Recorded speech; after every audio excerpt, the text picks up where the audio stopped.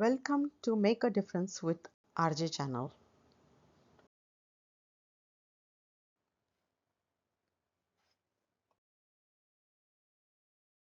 We will see asset allocation using three different types of approaches. Asset based asset allocation. So in this one we will see mean variance optimization approach and problems with MVO approach. Then we will see rectifying this MVO approach requires different types of models like reverse optimization, Black Litterman model and resampling. A risk budgeting approach is nothing but asset allocation using risk factors. Then we will see asset and liability management, which is considering asset and liability. Okay. Then we will see goal based and miscellaneous approaches, some quick simple approaches. Okay. And variance optimization approach. Let me jog you the memory of how to find variance now. Do you remember how to find variance, which we have done in level 1 and level 2? So here is our equity returns, and equity returns are scattered. We have positive equity returns and negative equity returns. So first thing we need to find is mean. Okay, so here the mean, how to find mean, of course you know, just add all the returns and divide it by n. We have got return of 4.43. Now the second thing we need to do is from each point find the distance from the mean.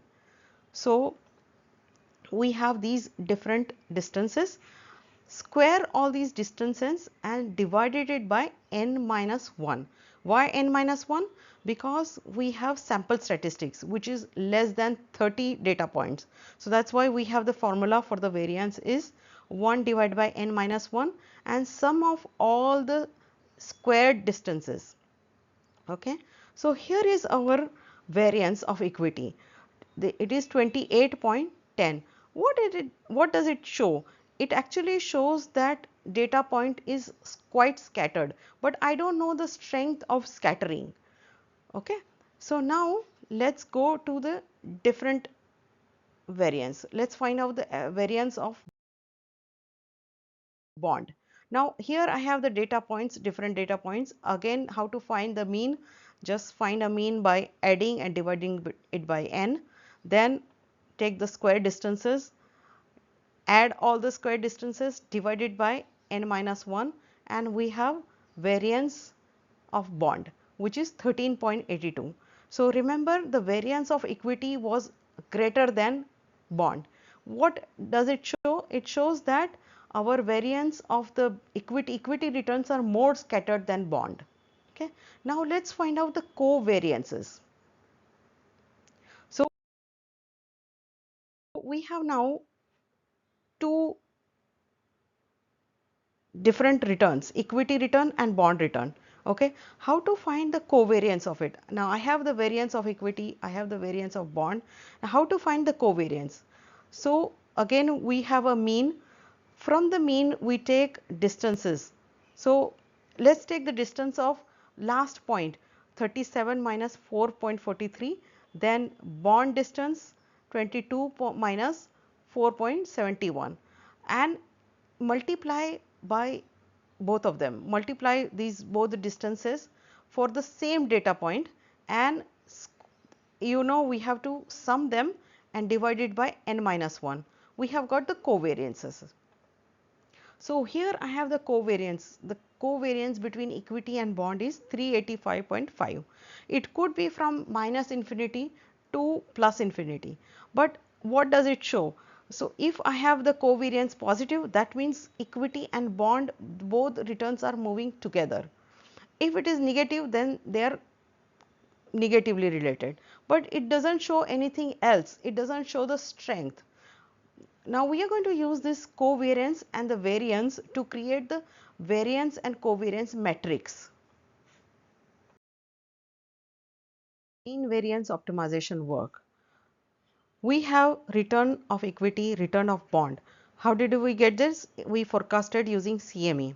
Then we calculated variance of equity, variance of bond, and covariance of equity and bond. We can use many types of assets here. We have to find the variance of each asset, covariances of each pair, and then use the constraint provided by the investor. Now I have here mean variance optimization formula, which we don't need to learn in CFA level 3 curriculum. Put all these inputs and here we get efficient frontier with many portfolios. So the first portfolio here I have is the lowest risk portfolio, okay, and then we can have, as the risk increases, we can have many portfolios along this efficient frontier. We have portfolio A, portfolio B with a different asset allocation and different return and different risk. So this is how, the simple way of mean variance optimization, okay, but it has lot of problems. We go towards the criticism of MVO.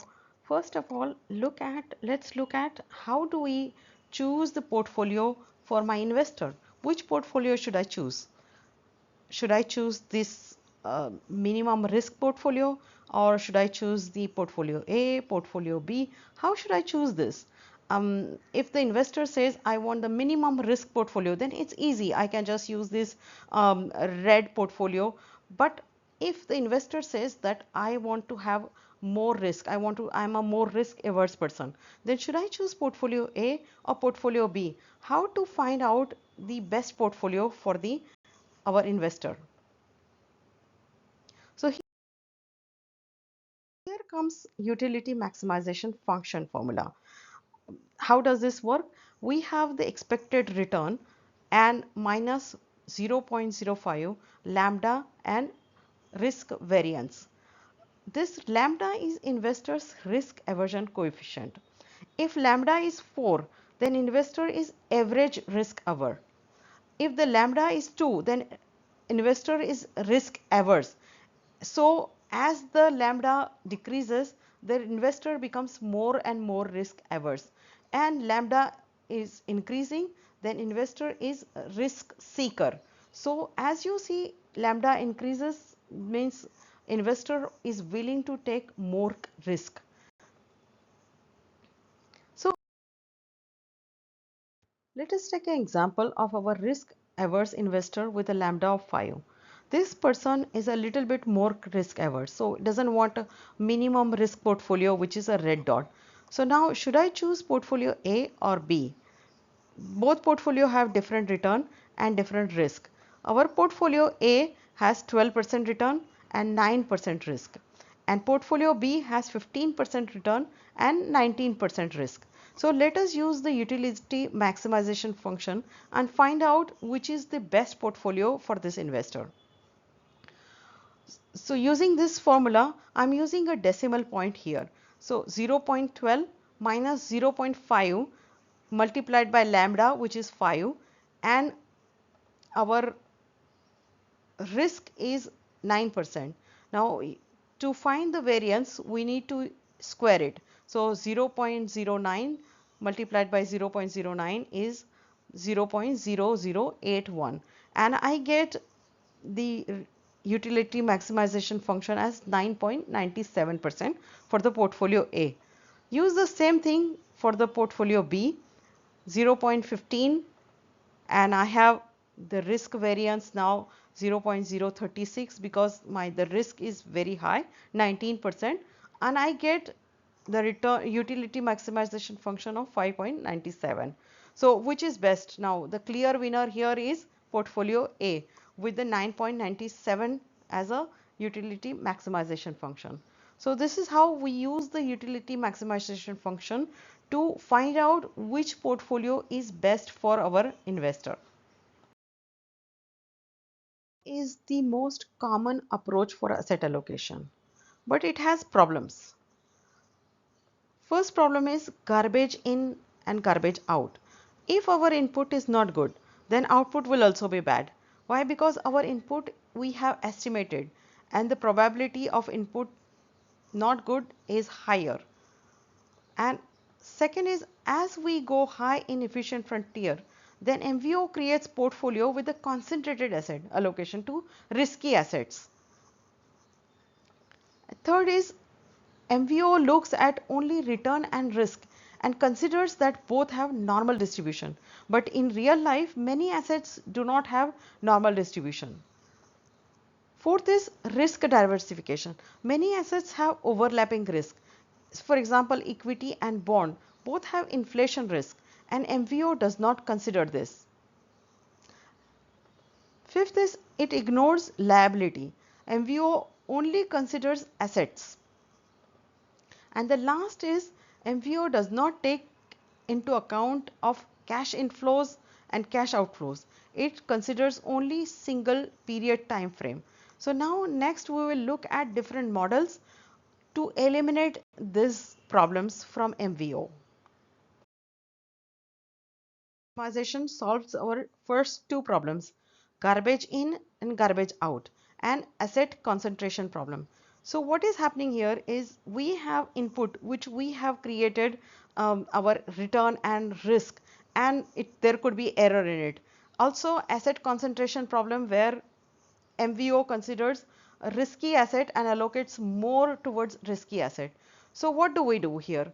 We take optimal asset weights. Let's say for example global portfolio, and take those asset weights, variance, covariance, lambda and constraints, and put it in reverse MVO. This reverse MVO then gives us our implied returns for each assets. So global weights, global asset portfolio has optimal weights, and we will decide, this reverse MVO decides that what is implied returns for each assets. Then we feed this implied returns to MVO and also feed our variance, equity, variance, bond, covariances for each assets constraints, and again it will give us efficient portfolio, efficient frontier with many portfolio. This time it will change the weight according to our optimal asset weights from the global portfolio. So that's how this reverse optimization solves these two problems for us. Has one problem, subjectivity. There is a possibility that manager may decide that we don't want to use the global portfolio, or maybe there is a problem with the one sector and don't want to use that sector. So how do you add subjectivity to this reverse MVO using black Litterman model? What is a black determinant model? It is same as reverse MVO. It has the same global asset portfolio weights. We add it to the reverse MVO, but we add black Litterman model in between. When we get the implied return for each assets, we feed into the black Litterman model, and black Litterman then adjusts the subjectivity, and we have now more better returns and asset weights. We feed that to MVO, adjustment added, and we get the efficient frontier with the many portfolios. For solving the problem of GIGO and concentrated asset, resample MVO. Instead of using a reverse MVO model and black Litterman model, we can use Monte Carlo simulation. So we have the optimal asset weights again from the global portfolio. We adjustments, variance, covariance, lambda, concentrates, and we feed it to the Monte Carlo simulation. What it does, it creates different scenarios, best scenario, base scenario, worst scenario. It could create thousands of scenarios actually. Right now I'm just using three of these. So for these three, it creates, it feeds all these different inputs and variance, covariance for each scenarios, feeds it to MVO and creates many portfolios. So portfolio for best scenario, portfolio for best scenario, portfolio for worst scenario. Then we use the average of all these three and create one average efficient frontier, and that is resampled MVO.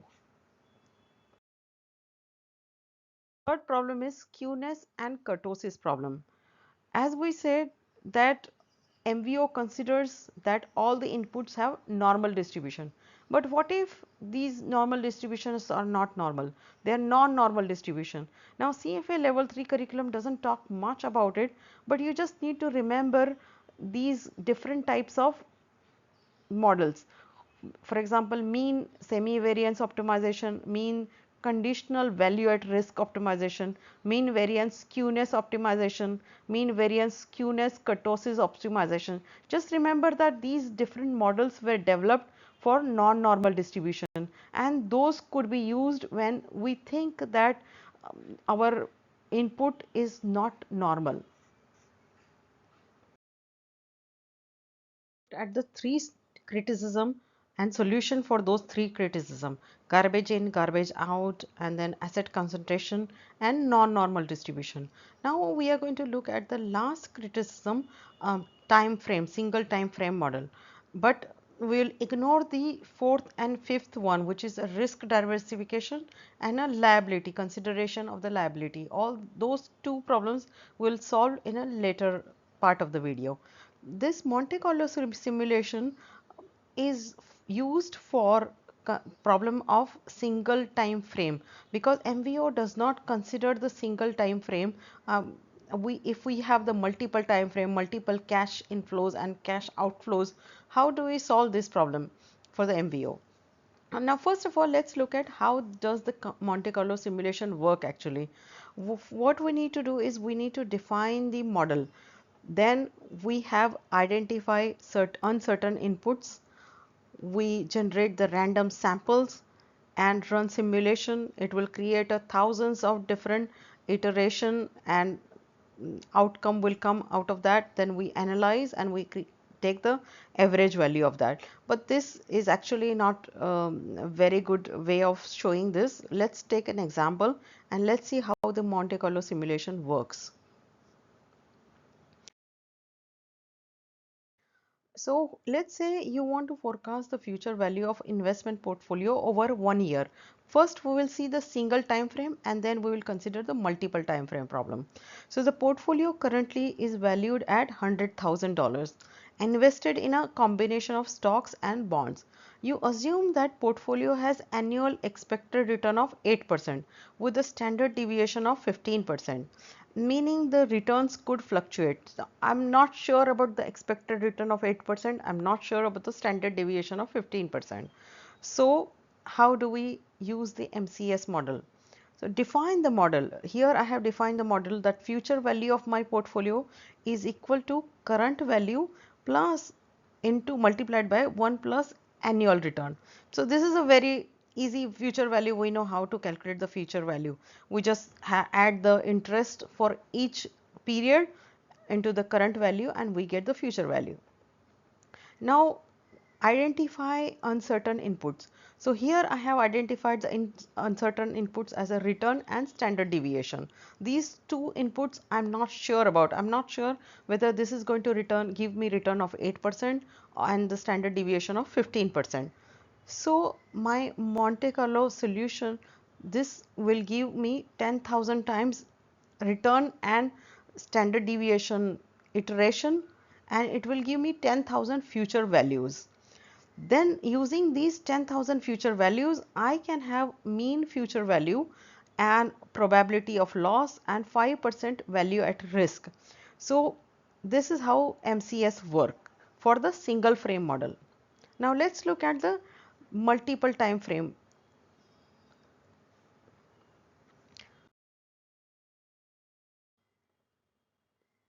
So here again I have to assume some things. Initial portfolio value I have 100,000. Expected return, again I am expecting 8% as a mean and standard variation of 15% yearly fluctuation. A simulation period is 10 years with a 10,000 simulation. And inflows, I am considering that annual contribution of $5,000 would be added at the beginning of each year.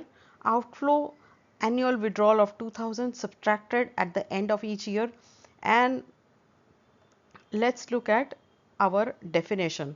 Now the portfolio value we have defined our model. Portfolio value will be portfolio value T minus 1, the old value plus inflows into the annual return minus outflows. So again we do the same thing. MCS will take all these uncertain values of mean and standard deviation. It will create 10,000 simulation and we get the mean portfolio value after 10 years, median portfolio value, probability of loss, and fifth percentile VAR. Risk budgeting. Now we have created using MVO best portfolio for our investor, but we are still not sure if each asset of this portfolio is optimal risk. uh, it's providing optimal risk. How do I know if each asset is giving me the optimal risk? Now, the goal of risk budgeting is to maximize return per unit of risk. At portfolio level, how do we know which portfolio can give us maximum return?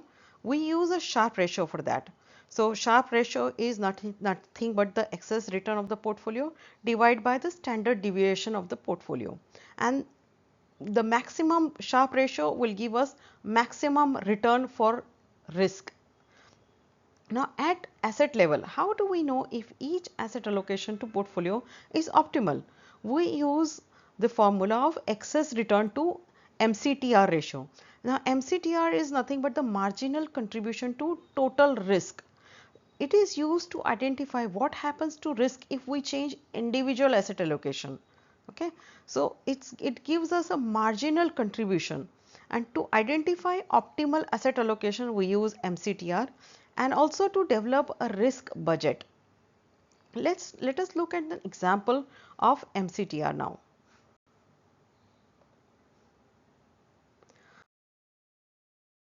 Calculate MCTR and ACTR, marginal contribution to the total risk and active contribution to the total risk.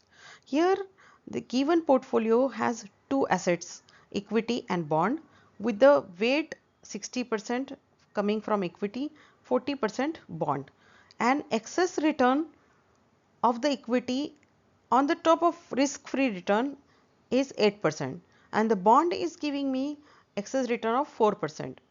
So the total excess return of the portfolio is 6.4%. The beta of equity is 1.15 and the bonds beta is 0.78.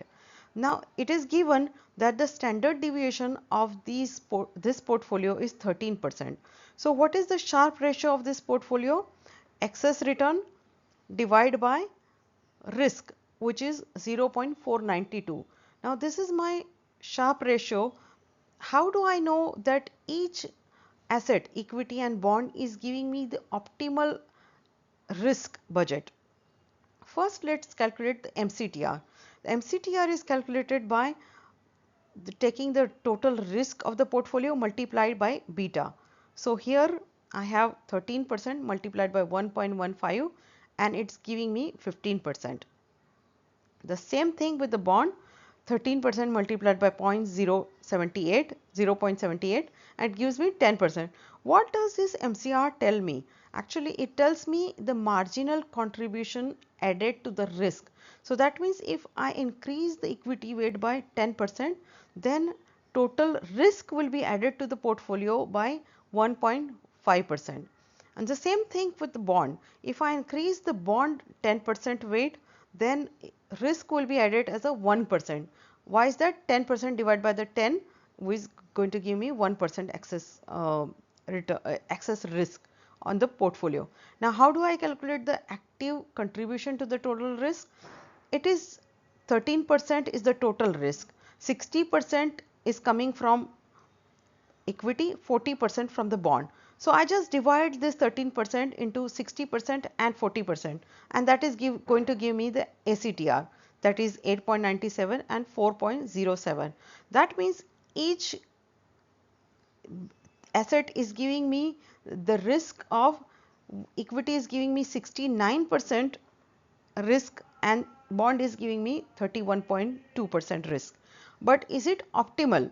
How do I know it is optimal or not? Using the excess return to MCTR ratio. Here I have excess return coming from equity is 8% and MCTR is 15%. So 8% divided by 15% is 0.535, and for the bond it is 4% divided by 10%, 0.394. Now notice here that my Sharpe ratio is 0.492 and equity has more risk, it is giving me more risk, 0.535, it is not equal to Sharpe ratio. So that means it is not actually, equity is not giving me optimal risk, the optimal risk is not coming from equity. So I will need to reduce the equity weight and increase the bond weight, so that I get the excess return to MCTR as a 0.492. Once I achieve that, then my optimal risk will be achieved for each asset. Asset allocation using only assets. Now let's look at the asset allocation using liability, and how do we do that? How do we approach this liability relative asset allocation? We have three models for it. One is surplus optimization approach, second is two portfolio, or it is also called hedge return seeking portfolio approach, and the third is integrated asset liability approach. Let's look at each approach closely. Surplus optimization. Now let's first see what is surplus actually. A planned surplus is equal to market value of asset minus present value of liabilities, and funding ratio is market value of asset divided by present value of liabilities. So if this surplus optimization works only if funding ratio is more than 1, which is very simple to see. If the market value of asset is more than the present value of liability, then only we have a surplus, otherwise we do not have a surplus. So what is the surplus return? Whenever the asset value changes and liability value changes, so the asset value change minus liability value change divided by initial asset value, that is our surplus return. So that means the change in both values minus and divide by the initial asset value is our surplus return. So we use again MVO, our the same old MVO, to optimize this surplus return using utility max function.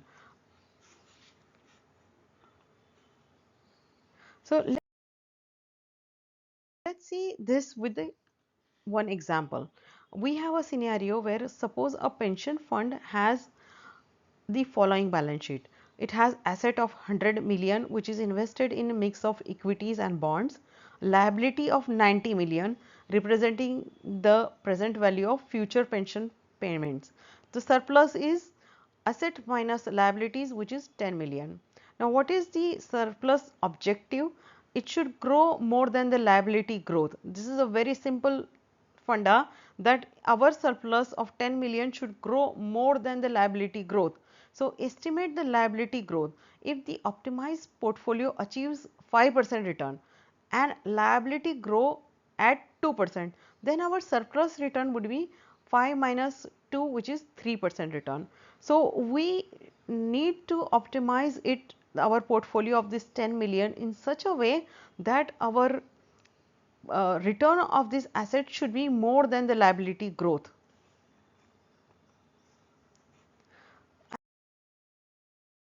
And the two portfolio approach, it is creating one portfolio to hedge liability. So and the second portfolio to create a maximum return. Again, it only works if the funding ratio is more than 1 and may not be able to hedge all type of risk. We need to remember this point very clearly, that it cannot hedge all types of risk.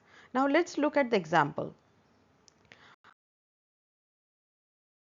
Let us apply two portfolio approach to the same pension fund with the 100 million in asset and 90 million in liability. So liability matching portfolio, we will allocate a portion of asset to match the liability profile. If a liabilities have a duration of 10 years, the pension fund might allocate 60% of asset, 60 million, to bond portfolio with a similar duration and provide a hedge against interest rate changes that affects liabilities. Then remaining 40% of asset, 40 million, needs to be allocated to the growth portfolio, which can be invested in equities or alternative asset with an expected return higher than the liability growth. Let's say maybe 7%. So the liability growth is 5%, then we must allocate in such a way this 40% asset, so that we get more return than the liability growth. So this is the two portfolio approach. It also is known as a hedge and return seeking portfolio. So one portfolio is a hedge portfolio and the second portfolio is a return seeking growth portfolio. And our third approach is integrated asset liability approach, an investment strategy that considers both asset and liability together as a single interconnected portfolio. Now previous two approaches considered single time frame. Banks, insurance companies, hedge funds with the short positions have assets and liabilities that keep changing. And this type of approach has a constant feedback loop in which portfolio is managed in such a way that asset and liability change impact each other at the same time, mitigating different types of risk. And we don't have much formulas in this one. So we just remember that how this integrated asset liability portfolio approach works. The goal based portfolio is the last type of our approach. In this we can have a core portfolio and satellite portfolio where each goal has a different sub portfolio. So instead of managing expectation of return on a whole portfolio, each goal is managed with a minimum expectations to be achieved. For example, individual has two goals: funding education for kid after 7 years with a 90% probability to achieve it, and going on a family vacation after 5 years with a 75% probability. Now we have different portfolios. Now here is a 7 years horizon portfolio, portfolio A, B, C and D, and a different probabilities. What we need for this 7-year goal, we need a 90% probability to achieve. So in the 90% probability, which portfolio is giving maximum return? Here we have a portfolio A which is giving 4% return. So we are going to choose portfolio A for our goal of funding education for a kid which after 7 years, and this is going to give a 90% probability with a 4% return. Now let us look at for the goal number 2. Here we have a portfolios, different portfolios for 5 years horizon. Now here we have 75% probability. So for the 75% probability, which portfolio is giving us a maximum return? C. C is giving us 7%, and that's why we should choose C portfolio for the goal number 2. So this way we can create each portfolio sub portfolio for different goal, and we should have core portfolio for the core asset.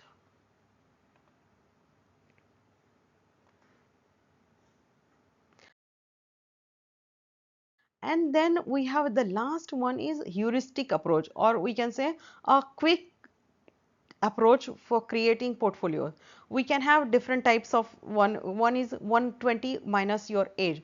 This is consistent with the idea of human capital declines with age.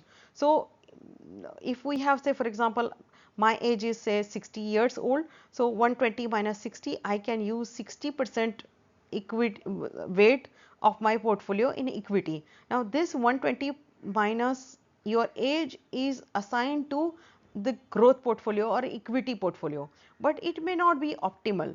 So that is the con of this portfolio approach. Second is 60-40 split. This is easy to calculate. Just use a 60% weight for the equity and 40% for the bond, and it may not be optimal. The third one is endowment or yield approach. This is allocating maximum to alternative investment, but this is not for the individual people. It is for good for funds with a long time horizon. What it does, it allocates most of its portfolio to alternative investment, which will give us lot of growth. And the fourth one is a risk parity. Each asset class attributes the same risk. So we consider the risk of each asset. Say for example, our equity is giving 13% standard deviation, bond is giving 10% standard deviation.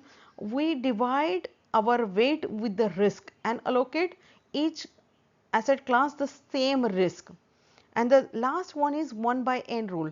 Allocate equal weight to each asset. So let's say I'm I'm giving, I'm only investing in 3 assets, and I will just assign 33% to each asset. That's all, and forget about it. So these are all quick type of approaches. Last point in this video is rebalancing. Once the strategic asset allocation is done, eventually the weights will change as the asset starts performing, and we need to bring it back to our long-term asset strategies. How do we do this rebalancing? Either we can do the rebalancing using calendar rebalancing or using the percentage rebalancing. Now, the percentage rebalancing, what are the strategies we need to consider? See, if the transaction cost is higher, then it should have the wider corridor. Risk tolerance, if the risk tolerance is, you know, more risk averse person, the tighter corridor. The third is correlation. Higher correlation should have the wider corridor. Why is that? Let us see with the example. Now see, I have here two types of assets, equity and bond, and both have different asset target. Equity has 60% target, bond has 40% target. If the equity and bond are highly correlated, then they will move up together. Say for example, if the equity moves up by 15% and bond moves up by 10%, see what happens? The range is not changed much. The equity moved from 60 to 61% and bond has moved from 40 to 39%, which is not very big change. But if they are negatively correlated, say if the equity moves up and bond is moving down, then what happens to the asset weight? Look at it. The asset change from equity changed from 60 to 66% and bond weight has changed from 40 to 34%. So the move is big one.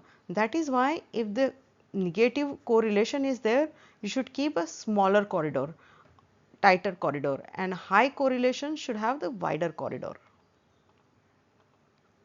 And momentum belief will have the wider corridor to give way for the momentum.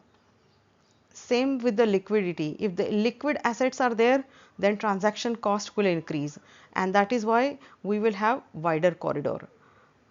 Derivative use of derivative will have the wider corridor. Why is that? Because we use the wider derivatives to change, to rebalance it.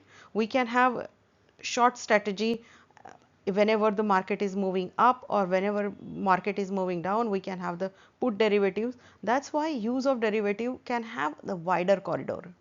And taxes, if the tax cost is higher, then use wider corridor. Volatility, higher volatility will have the wider corridor because the range will move very quickly from one way to another way, and that is going to increase the transaction cost. So to keep that down, we can have higher volatility assets with the wider corridor. So I have created a mind map, and you can download mind map PDF from the link given in the description. See you in the next video. Don't forget to comment, like, and subscribe.